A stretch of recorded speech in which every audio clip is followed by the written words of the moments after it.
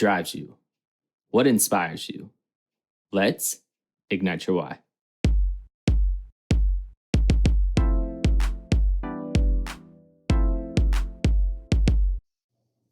Welcome back to Ignyte Your Why Podcast. I'm your host, Austin T. Gullett, and we're here to have genuine conversations with authentic people to help amplify their voice and figure out what ignites their why. Today's guest was born and raised in Cincinnati, Ohio. She's an alumnus of the University of Cincinnati, where she studied communication and media studies. She has over 8 years of experience working in entertainment and sporting events. And about a year ago, she took a leap of faith and moved across the country to Fort Worth, Texas. I'm so excited to finally have her on. Let's give a warm welcome to my friend, Samantha Misali. Sam, how are you doing today? I'm great. How are you? I'm fantastic. I'm so excited for this conversation.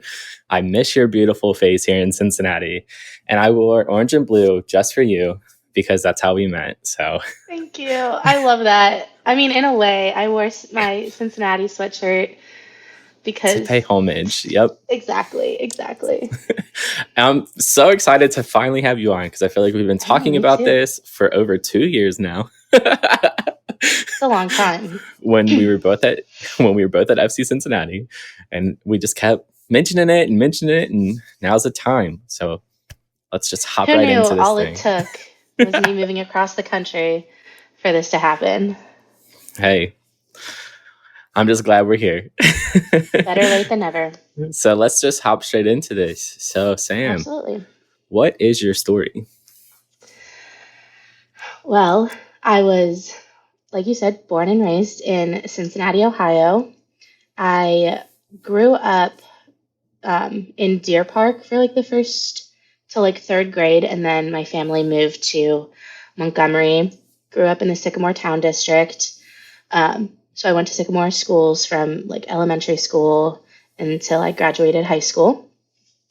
We moved from Deer Park to Sycamore just so my sister and I could have that better school system, which was great. Sycamore was great. They definitely, I think it was a lot better than I think the Deer Park school systems. At least my parents thought so. I thought so too. But I grew up, it was me, my dad, my sister, and my mom. So my sister and I grew up playing sports. We both played soccer until I got to junior high, and I was like, oh my God, there's so much running involved. I cannot do 3 miles every day. So I hated that. So then I started doing theater. I love watching soccer. We'll get to that later. Hate playing it. At least, at the age of 12 or 13, yeah. Right. So then I started theater, and I fell in love with it. I'm a huge theater kid. I feel like many people might not know that just based on my, working in sports for so long. But I am a huge theater nerd, and I did theater all throughout high school and a bit in college as well. So I'm curious. I got a question now because I think when it comes to theater, I was never into it growing up because I'm surprisingly I'm very shy and very awkward. I'm socially awkward, so I am hard on myself. So I was just I don't want people staring at me. No, thank you. But when I got older and got into college, I started to go to Broadway shows. I went to one in New York and I saw Aladdin, and it was phenomenal. So are you into Broadway at all? Oh, absolutely. My family, we had tickets to the Broadway series in downtown Cincinnati. We would go to New York and I would see shows there. I would see shows locally at different high schools. Huge Broadway nerd as well. Some of my best memories include going to New York to see shows, and then stage dooring after the show to meet people afterwards. But yeah, I think I loved theater and I loved performing because growing up, I was never super popular And I think a lot of it had to do with like when I moved to Sycamore from Deer Park. I feel like I moved at a very influential age for kids where kids had already like established their friend groups and everything. And when I moved, like I was the new kid, it was the middle of the year. So it wasn't even like a new school year. It Hmm. was like right in the middle of the year. So everyone was like already friends with people. And I just felt from that moment on, I never had like a core group of friends. I was someone who I had friends in like a bunch of different groups, but I never had like a best friend. And I Hmm. never just had like a group of friends to like call mine that I was hanging out with every weekend. So I think in a way, especially when I got to high school, I started kind of turning into like a people pleaser. So I would always like, I mean, this was definitely Samantha in high school. I was definitely like changing my personality to become what other people wanted so I could feel Hmm. accepted. So, you know, if someone wanted a funny friend, I'd be really funny. If someone needed someone to vent to, like I would become that person.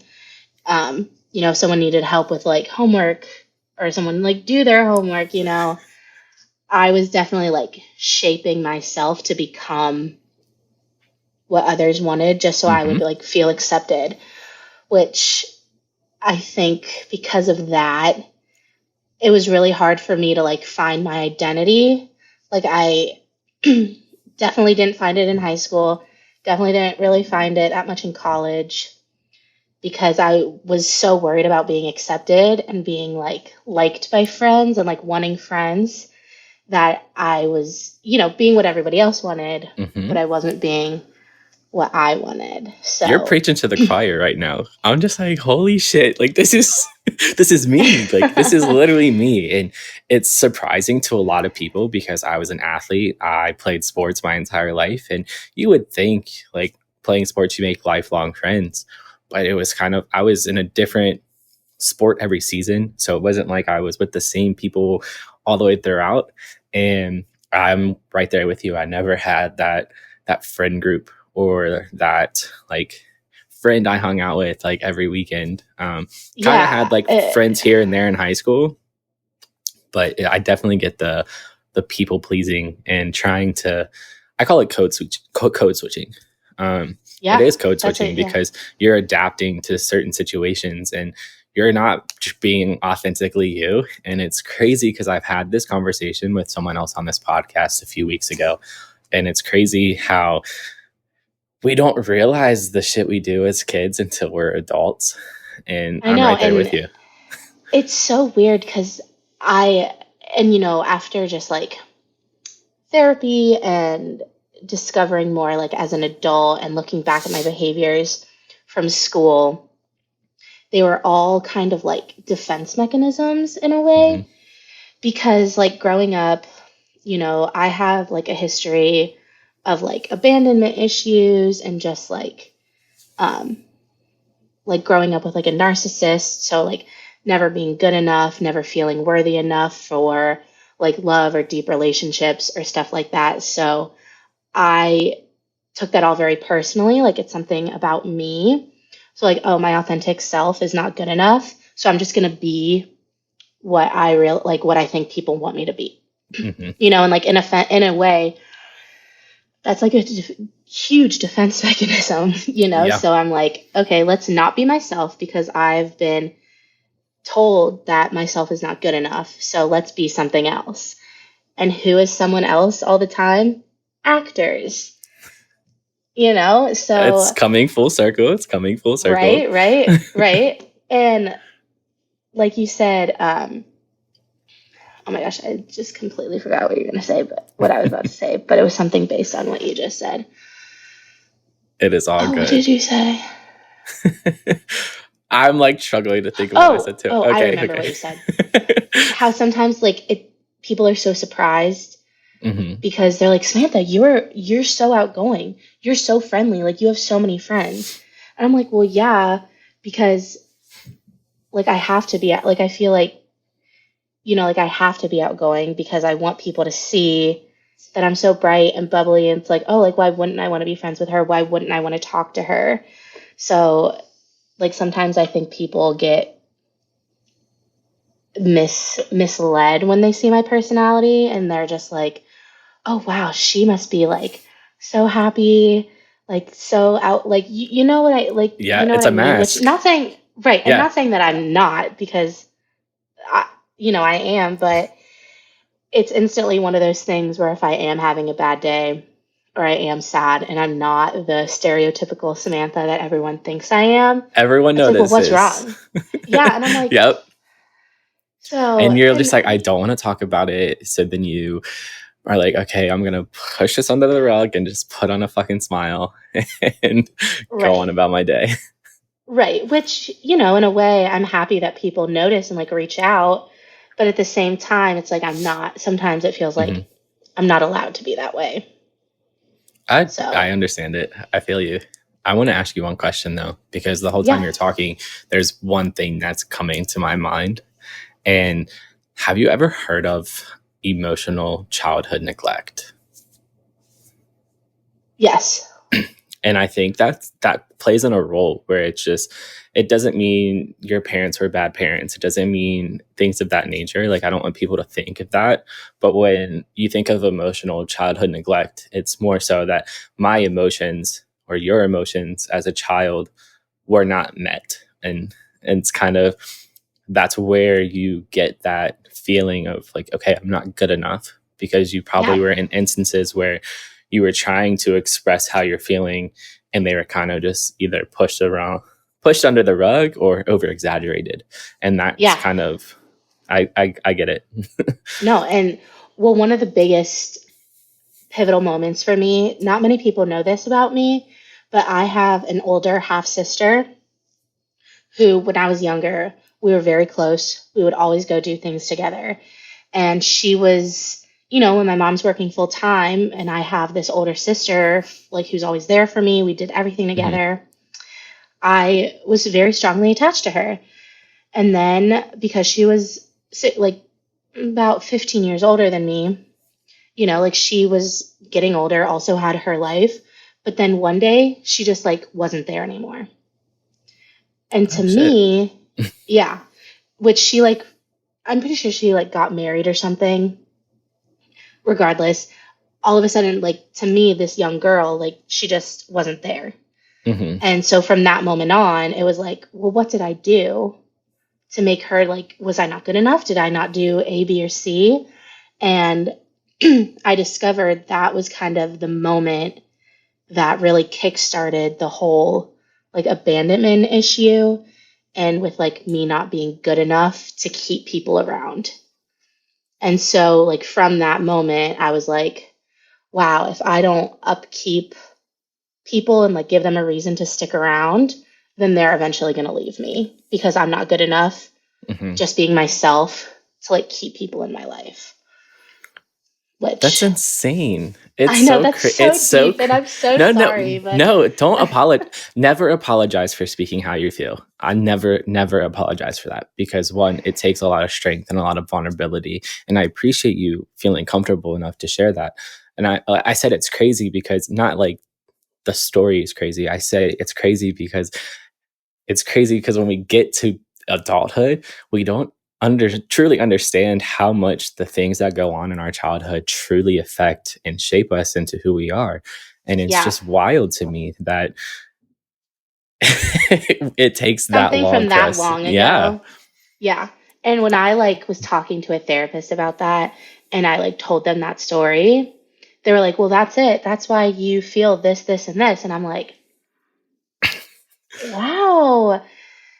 And then like mix that in with um like growing up with like people like who have narcissistic tendencies. And I mean, I'm not going to dive into the definition of a Right. narcissist, but like, like their manipulation tactics, hmm and then just like the cycle of abuse and always wanting to earn that respect and, like assurance from them. And, it's just like a huge wheel. So I would say up until way after my senior year of high school, I was kind of stuck in that hamster wheel of that cycle of all that stuff. So I was still kind of like lost trying to like please people up until I would say well into even after college, unfortunately.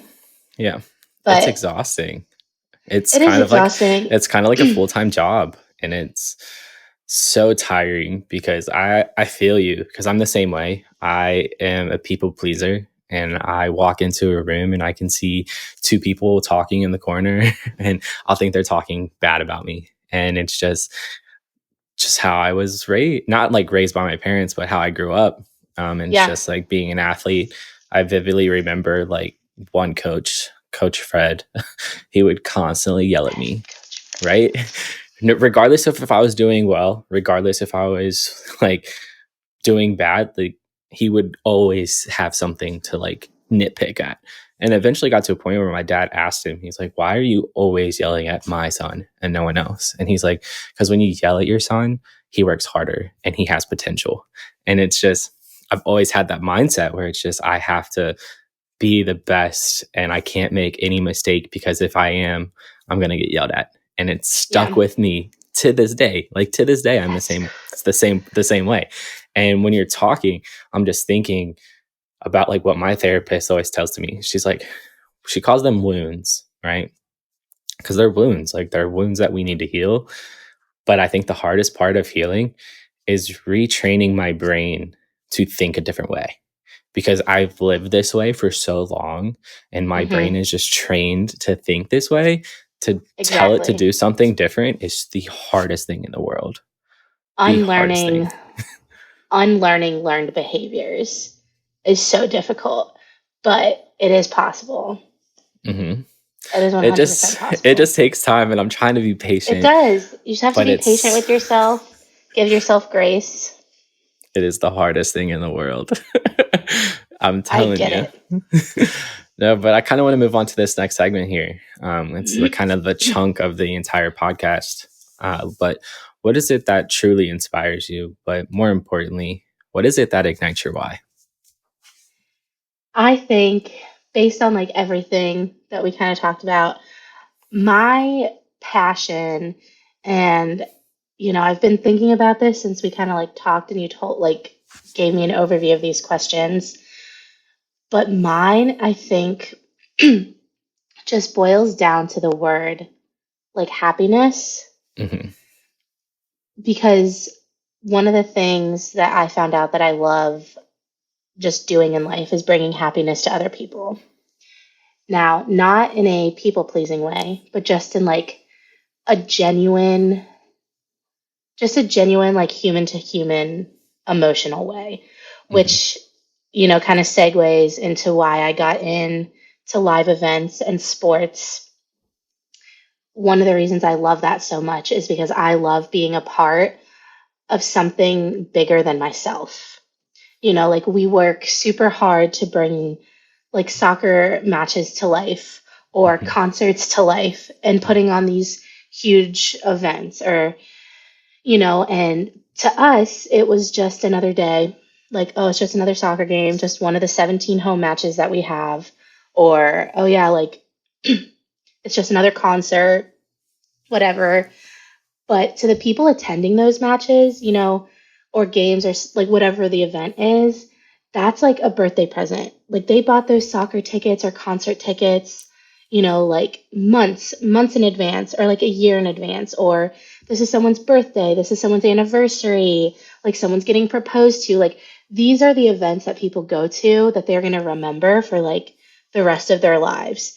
And yes, to us, it's just another day, but to them, it's so monumental. And I love being able to say, I was a part in making that happen.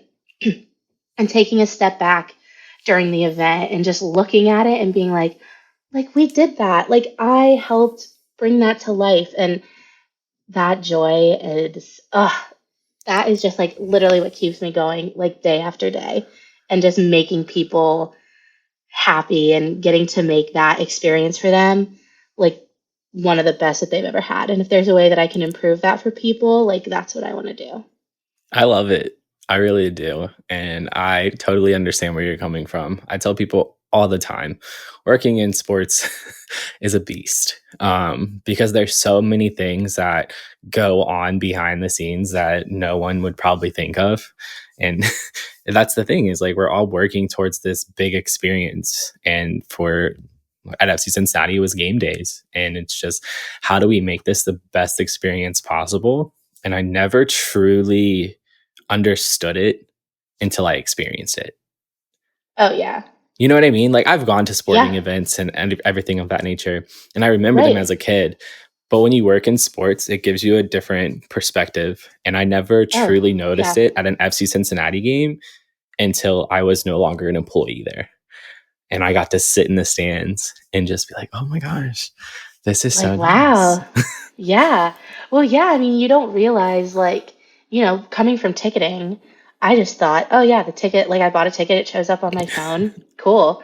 But it's like, oh, no. Like, there's so much, like, so many steps backwards that, like, lead to the ticket getting on your phone, and just like you walk in and see different, like, sponsorship names, like, there's just so much work that goes behind literally everything that as the onlooker, you're like, oh yeah, like this is how it's supposed to be. You walk into a concert, whatever, you see the stage there. Like the stage doesn't just appear there. Those seats on the ground don't just like, they're not just there. And it's just crazy. And yeah, getting to see that from like the behind the scenes and see everything come to life the way that it does is just so cool. And it's great working with people who are equally as passionate about their job because, and I know you did, and like myself and so many of our other like old coworkers put so much passion into what they did, and you could tell that they were also there like for the same reasons and just wanting to make it the best experience that they could. I just think Cincinnati is just beautiful. And I think almost every single person at FC Cincinnati's organization believes in like the mission and what they're doing in the city. You know what I mean? Oh, absolutely. And to be there from when I first started was the first year at MLS. So just seeing the growth of being the worst team in the league for 3 years in a row to literally being the best team in the league right now, and hopefully we win an MLS Cup. But isn't that crazy? Like you said, the worst team in the league to the best team in the league in 5 years. Think about that. Like we were the like FC Cincinnati was the laughing stock of MLS. Yeah. And what's crazy to me, what blew my mind is after the first year, people would just send wooden spoons to the office. Like that is a thing, bro. Like I was like, that's a thing. That is a real thing. That's they a real thing. Sent wooden spoons. And I really want to know what they did with them all, because I know like eventually like they said they wanted to make something out of them once we like became like where we are now. Yeah. I mean, so I'm just like curious, like what would they do? And it's just like, like you said, Cincinnati is 100% something special. And I know I don't live there anymore, but that city just holds something so special. And maybe this is coming out of a place of like pure bias, which it probably is. But like FC Cincinnati is just so insanely special, from the supporters, the fans, the employees. I can't even like put into words.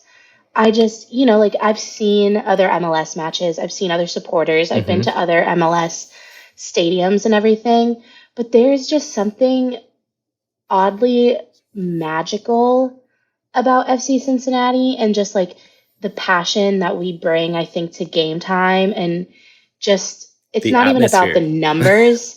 It is about the atmosphere. It's the atmosphere. And this, like the supporters, and seeing that Bailey just like going crazy all the time, regardless of... never wavered, even when we were trash. No. Like they were there every single game, cheering, 90 minutes long. And I've been to other games. I've been to games in Atlanta. I've been to games in Columbus. And what I'm telling you, the first time I went to an Atlanta United game in Atlanta, I was like, I was kind of disappointed. I was like, my hopes were high. I was like, this is a big stadium. This crowd's gonna be electric, and I was just like, oh, I don't feel it. Like, you know what I mean? Like, even though I had like no tie to either team that was playing, but it just didn't feel.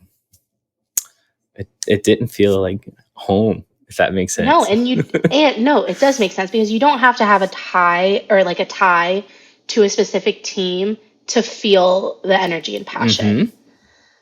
So like, even if you're not fans of either of the teams, you can still look around and be like, wow, they like really love their team. This city and love their team. Yeah. But I think that's Cincinnati sports, period. Like, you feel energy at a Bengals game, and sometimes the Reds. But if the Reds are doing well, like, you feel it at the Reds too. But you still have those hardcore Reds fans who will show up to every single game. Yeah. Like, Cincinnati fans are just par none. They're great. And I think the fans and the support were also a huge reason of why I did what I did and why working with FC Cincinnati was probably one of the best jobs I've ever had, just because when you have people who are passionate about the event, it makes you more passionate as well. And I think it was just like a perfect combination. And I mean, I love that job. I love that city. Love that club. Cincy till I die. I bleed orange and blue. Yes, exactly. Me too. So now I gotta ask the question. Yeah. So why leave Cincinnati? Why leave FC Cincinnati and everything you were doing to go to Texas? Yeah, no, I mean, that's a great question. So I am someone who loves adventure. I love trying new things. I still feel like I have the soul of a 7-8-year-old. I'm so curious about everything. And I just constantly want to learn and grow and do everything and anything. And, you know, living in Cincinnati my whole life, take away the couple months that I studied abroad and lived abroad, I've lived my entire life in Cincinnati. And while I have loved it, you know, I feel like in a way I was kind of like a fish in a fishbowl. I was in the same city, grew up with the same people, living pretty much like the same routine. And being someone who traveled so much and just saw everything that was out there in the world and being like, there's so much more out there. I was like, I want to go look. I want to go see what's out there. But I also know, you know, you can have those dreams and aspirations, but nothing is ever going to happen until you make it happen.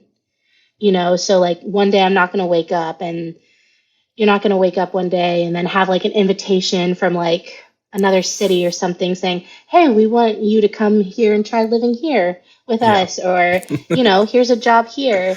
So I knew I always wanted to take the leap and try to live somewhere else, especially when I was young enough to go out and do it. I had no ties, I'm not married, I don't have kids, you know, like, yeah, my family lives in Cincy, but there was nothing like really holding me there. And I was kind of at a point at FC where I believed I had enough experience in what I was doing in the sports world where I'm like, you know what? Maybe I could do this somewhere else.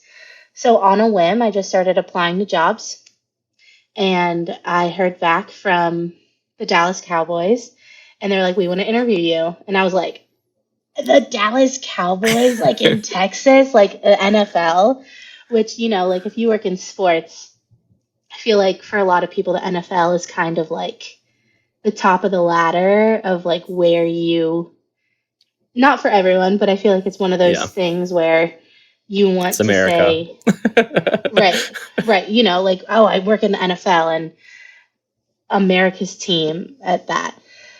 So long story short, I applied, I got interviewed, I was offered the job, and I was like, okay, this is my chance. This is the universe telling me, hey, we want you to move to Texas, try something else. And I was like, yes, I'm going to do it. I'm going to do it. And in the span of like 3 weeks, I think I packed everything up. My parents and I got a U-Haul and we drove down to Texas. And I cannot sing the praises enough about how happy I am. It is just, it took a while, Hmm. moving across the country without knowing anyone, um, like 700 miles away from my home. Um, Actually, I don't even know if it's 700 miles, maybe more than that. I actually have no idea. Oh my God. I don't know. Okay. A Anyway, week. Hold on. I'm actually going to look it up now because I'm curious. You can keep talking. 700 miles, Samantha. I don't even. Okay. Anyway, but I realized at least a good 3 months after I made the move, getting out of the safety net of Cincinnati and based off of everything else we talked about earlier, Hmm. I was finally able to be myself out of the safety net or the fishbowl of Cincinnati. Like I was living for me. I'm not living for the expectation of anyone. I'm not trying to please anyone. I'm not trying to live to make other people happy. Like this is the first place that I've been where like nobody knew me. Like no one knew like fifth grade Right. Samantha, no one knew Hmm. like high school, college Samantha. And I have found such an amazing group of people who genuinely want to spend time with me for me. Side note, not saying that I didn't have friends in Cincinnati who didn't like me and love me for me. That It's is different. 100%. Yeah. It is different. And it's like, these are the friends, like, I found people who I met on my own accord. Like, not through work, not through school, not through like anything like built in, like it was in Cincy. Like, these are people that I have just like found my way to who show me on a daily basis that like I am worthy of like everything that I want. I am worthy of friendship. I am worthy of love. Like, and they just fill me so much. And they're like, Samantha, like, we just like you for you. And I'm just like, And I can oh already see my like gosh. little fifth grade Sam's like heart just like pounding because like it has to feel Yeah. so good because I'm honestly so happy for you and genuinely happy Thank for you. you. Like my smile, I've been smiling like this whole time, but it truly I am truly am happy for you because you can see like the glow. You can see you're enjoying your life, and I'm glad that you have that friend group. And it Yeah. is a leap of faith. I tell people all the time, like I'm terrified to like move. I would be And terrified it's to it is terrifying. move. Like I'm not gonna sugarcoat that at all. Like it is scary. Like I left literally everything that I knew.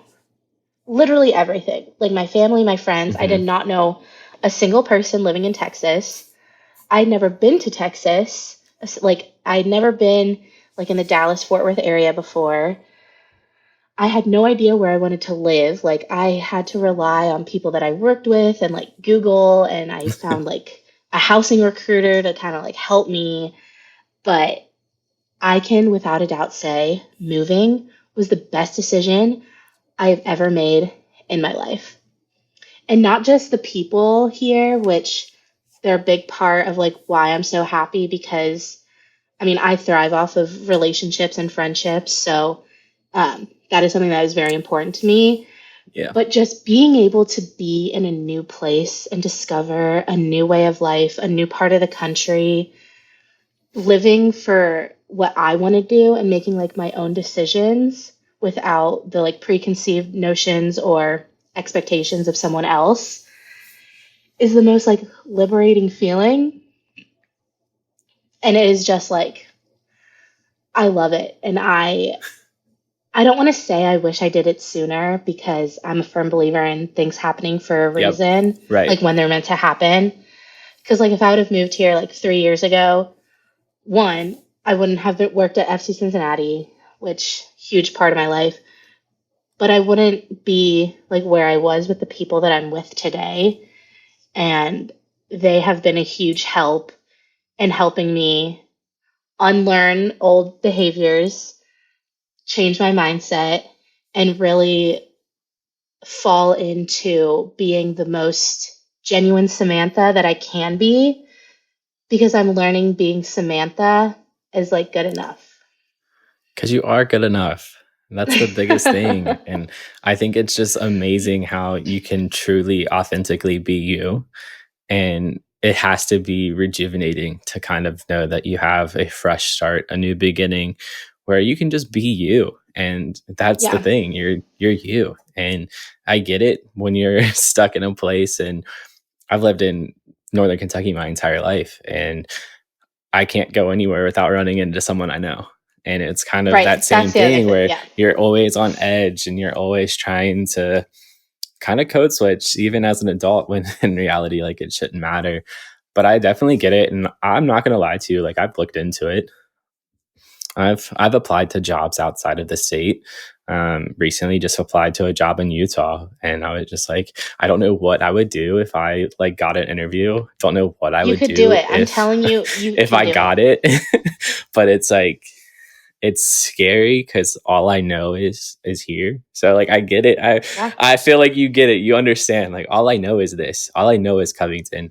And I know there's so much more out there in the world. And I want to travel and I want to experience new things, which is why like when you came to Cincinnati, I was like, I want to come visit because I want to get out of here. Like I want to see different parts of the world. I want to see different parts of the country because there's so much more to offer.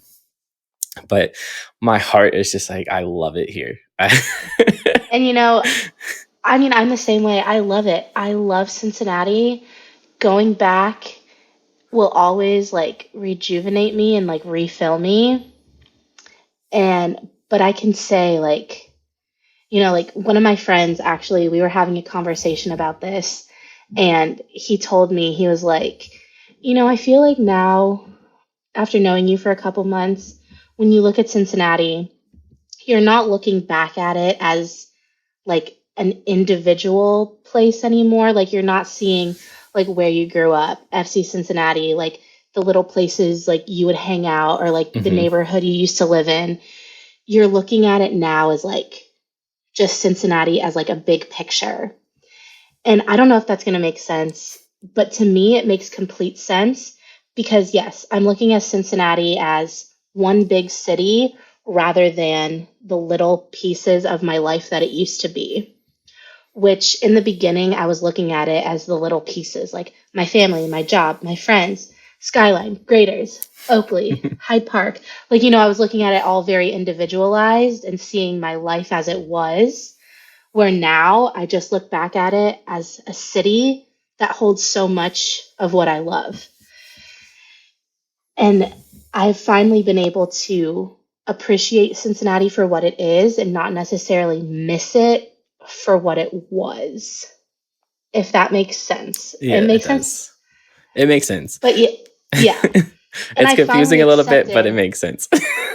Well, and like it kind of is confusing, but I don't But I know. The get way it. he I said it get was what you're better. trying to put down. Like, Yeah. And I have just never, like, I always think about that now, because now when I go home, I'm not reminiscing on the life that I had, but I'm appreciating Cincinnati for what it is. hmm So, like, when I go back, I'm not like, oh, I miss this, I miss this, I miss this. Like, yeah, I'll always miss Skyline. Like, we're not surprised.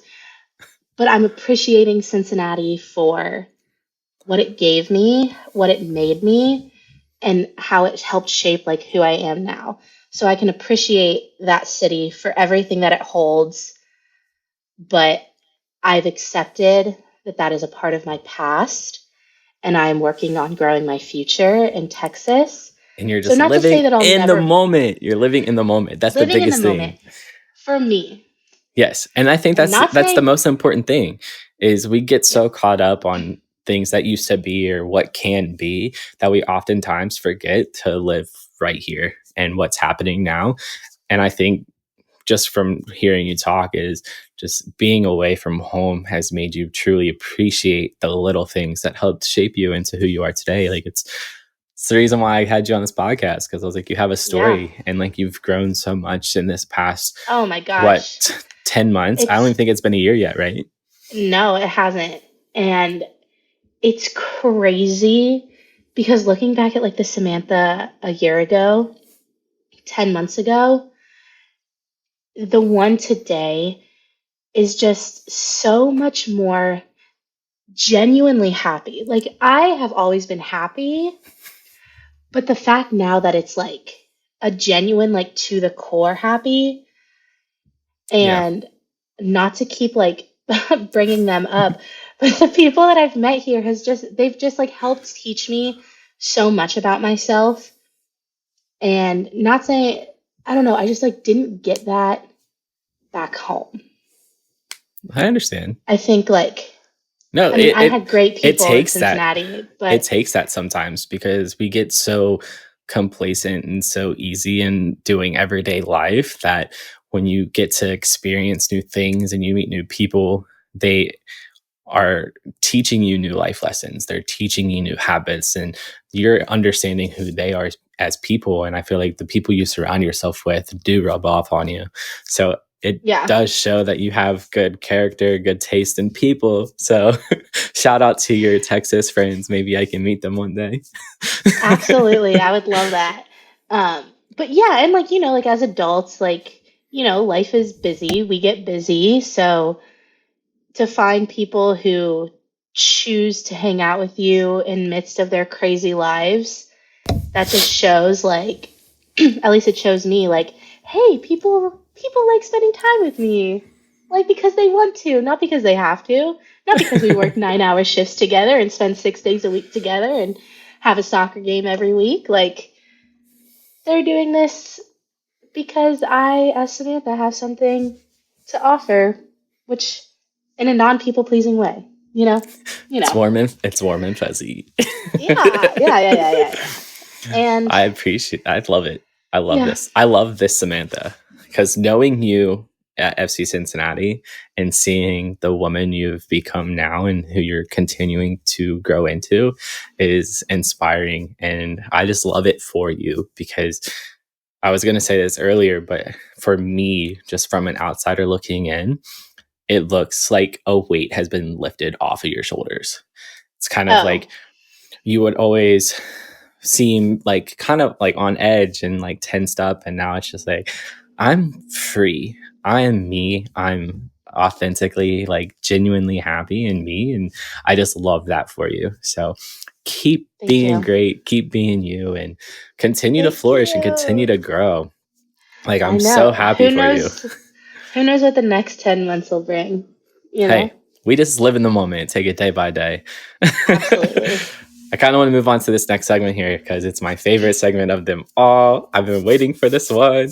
So, everyone who knows me knows I'm a huge mental health advocate. So, I always find a way to talk about it. So, why not have a segment in my podcast? So, my question for you is just simply, how has Sam been taking care of herself mentally? Yes. No, this is a great question because I'm also a huge mental health advocate. Um, Firstly, when I moved to Texas and I was, kind of in that stage of what the heck did I just do? Did I really just move across the country and not know anyone? Um, I started therapy, which has been absolutely amazing. Just having someone to talk to, especially before I had a good group of friends down here. And even now that I do, just not internalizing so much, and speaking it out loud, I realize really helps. Like, rather than just going over conversations with yourself in your head, having that third party to just talk to has been amazing. Um, Taking time for myself to do things that genuinely make me happy, whether that's going for walks along the river out here when it's nice out, um, like getting my nails done, just like little things that sometimes I feel like we limit ourselves on, or just Mhm. anything that like really brings me happiness. Like, I've been reading a lot more this year, just letting go of like just like not thinking about things and just reading like fun books. But also the most, I think like the biggest, which maybe not a lot of people know this, but I'm going to tell them anyway. I have made the decision to take a step away from sports. So, left the Cowboys organization. I am no longer with them. And just really discovering what I want to do. Mm-hmm. Not saying that I don't love sports, but like we've said, sports is a beast. It was very, very mentally and emotionally taxing on me. It was definitely taking a toll on my mental health. And it quickly became not a good thing for me. So taking a step away from that has already brought so much life back into me. But really, now, without like living up to my own expectation, I am just like trying to figure out what makes me happy. I mean, I know what I like. I like being around people. I like bringing experiences and stuff into people's lives. So really just taking some time to see how I'm going to incorporate that into my next move. But I'm really listening to my heart and what I want rather than the expectation of what I think other people want to see from me. And when you do that, that's the best thing you can do for your mind. I love it. I love it. I love it. I love it. And I think it's just crazy because it comes to a point in life where we have to stop living for other people and truly living for ourselves. And it's truly hard to do. But once you finally get to that point, it's truly relieving. And I'm kind of in the same boat a little bit. I've like, I'm like struggling here. But I think for me, it's just I want to do something I genuinely love, right? Yeah, And I've always same. said, like, I want to be my own boss. Like, that's my vision. Like, that's my goal. Like, that's what I want. I want to work for myself. I want to be able to do something I know I love to do. And it's kind of what I'm trying to pour into my own cup here. And it's kind of like you're giving me life here. And just having Good. those conversations with you, just even off of this podcast, like when you were back home, it really just like kind of made me think like, okay, like I need to start doing this for myself because I'm Not always. you could, you can. You Yes, absolutely can. you're right. And I know Austin, you're I so need to. capable. And that's the thing is I need to. And I was like, I want to start pouring into my cup. And I had a conversation with my best friend. I was like, I really want to start pouring into this podcast. I want to give it everything I got and truly start investing into it because I feel like it has so much potential and I can do so many things Absolutely. with it. It doesn't have to just be a podcast for me. A part of me wants to start crazy for me to say this. Part of me wants to start doing public speaking, which is mind blowing to Yes. me because I just am not like that kind of person. But I want to start speaking to like high schoolers or freshmen in college and just talking to them about who are you as a person? What is it that truly makes you you? And stop living for other people's acceptance because the one thing I've learned in life is regardless of a If I had decision. you to tell me Yeah. that in college, Right though, like because regardless of what decision I make, not everyone's going to be happy with that decision. Not everyone's going to right. agree with everything that I say or everything that I do, and that's okay. Like you don't have to, but as long as I'm doing what I think is best for me, because I had teachers tell me not to go to certain schools because they didn't like them, and I was just like, I'm going Yeah, to go here because I want to go here. So right. that's kind of where I want to do it. Like I kind of want to start talking to those young adults and just saying like it's okay to put yourself first. It's okay to do what you want to do and make yourself happy because you have to find your purpose. You have to ignite your why and live for yourself. I think that's the biggest thing. And I know there's Right. potential in this and I want to take it to the next level. And I'm sorry I went on It a little tangent about myself, but No, that's no, no, no. I love it. And it's true. Like, you know, you hear people like it is hard to make decisions knowing that you're letting so and so down or whatever. But at the end of the day, like you're the one living with this decision. Like, you're the one going to that school, not the Exactly. teacher, you know, or like you're the one that's going to go to that job every day. You're the one that's going to like, and yeah, like it's human nature to like want to make other people Mm-hmm. happy, Yep. but like you're the one living with that. And I think obviously it's easier said than done, 100%. but making the decision, right, but like making the decision for yourself, it's definitely hard because like who wants to be selfish? But like be But you selfish with have to yourself. be. You have to be Exactly. selfish. You have to be And selfish. the first time you are selfish, it makes the second time so much easier. I've learned that a little bit. And I'm learning how to tell people no because I've just been a Yeah. yes, yes, yes, yes, yes. That I'm just like, I don't have the capacity to do this. Like, I need to do what's right for me. And Hmm. I tell people all the time, it's just, I'm to the point where I'm 27 and I'm at the point in my life where I feel like I need to start doing what I want to do. I want to Yeah. live my life and I'm going to make decisions that I feel are best for me, regardless of what someone else might think. Because I might disappoint you or you might not agree with that situation. But if you're truly my friend or truly like care about me as a person, you'll eventually get over it and you'll be happy for me. Absolutely. Yeah, exactly. Like if you genuinely care about me and my happiness, then you're going to support me in that decision because you also want Period. what's best for me. Yeah, Period. period. Period. Nah, I just wanted to say thank you, Sam, for taking the time out of your day to hop on and chop it up with me. I love talking to you. I feel like I Absolutely. always smile. So Oh, that's so sweet. And I agree. I love talking to you too. I feel like it's just a constant like energy. Like we're just giving each other energy and inspiration and just really hyping each other up, which I'm always here for. I'm your biggest cheerleader. Woo! Thanks. Nah, I really do appreciate it. If anyone wants to continue having a conversation with you about anything that we've talked about today, what would be the best way for them to get a hold of you? Um, Instagram always works. I hate being as basic as that, but Instagram or email as well. I would be happy to give you my email address to use, or you have my email address, I do, so yeah. yeah, okay. But I would say like those two.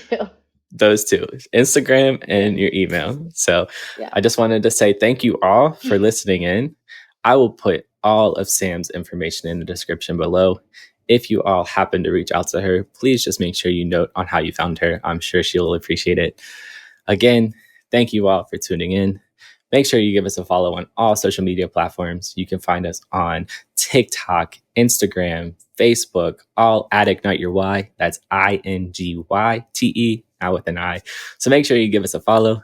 Again, thank you all for tuning in. And always remember, find your purpose, ignite your why, and I'll holler at you guys later. Peace.